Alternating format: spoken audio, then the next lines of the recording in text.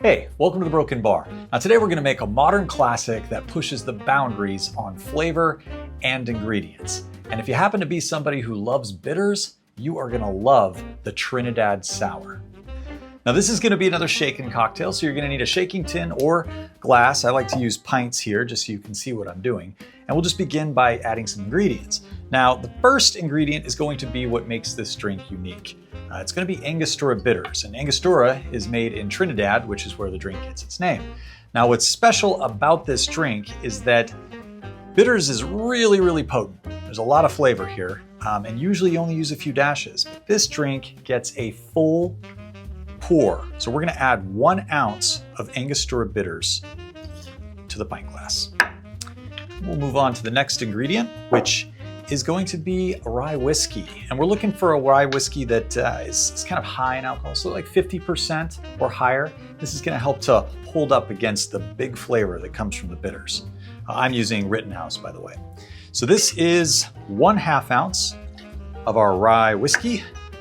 Then we'll go ahead and move on to the next ingredient, which is going to be some fresh lemon here, because it wouldn't be a sour if we didn't have the lemon juice. So we're going to go ahead and add 3/4 of an ounce of lemon juice. So we'll just dump that in. Move that out of the way, and we will get to the last ingredient, which is going to be Orgeat. Orgeat is an almond syrup. This is going to add sweetness that's going to help to balance off all that bitterness and acid in the sour. So we're going to add 1 full ounce of Orgeat. That might seem like a lot, but remember, there's a lot of bitter and sour elements in this cocktail. So once that's all in, all we have to do is add some ice. Load it up.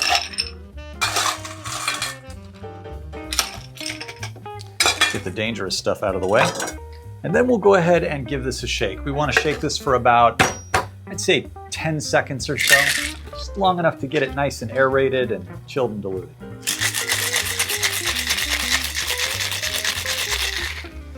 All right, now be careful because this stuff will stain everything that it touches.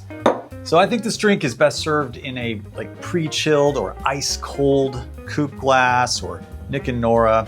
That's what I'm gonna go ahead and use here today. I'm just gonna go ahead and strain the cocktail right into it. I'm using a double strainer just because we squeezed a fresh lemon. We don't want any of the little floaties or seeds getting in there. There we go. It's a lot darker than most sours you see. And this drink doesn't usually get a garnish, which means that it could be no garnish or it could be any garnish. So what I like to do is take a mint leaf, just pluck a single mint leaf off here, and I fold the mint leaf in half, okay? And then just cut a small notch into the leaf. We can just set that right on the rim of the glass, just so it sticks up. I think that looks a lot better than a giant bouquet of mint, and it's minimal, you know? Anyway, that is the Trinidad Sour. Let's go ahead and see how we did. Oh, that is very intense. It doesn't lose the sour vibe. It's definitely that lemon sugar balance that makes a sour. That Angostura being sort of the base spirit to this changes everything. There's these almost warming baking spices like clove and cinnamon that come through, but they're not like overpowering like a Christmas drink or something.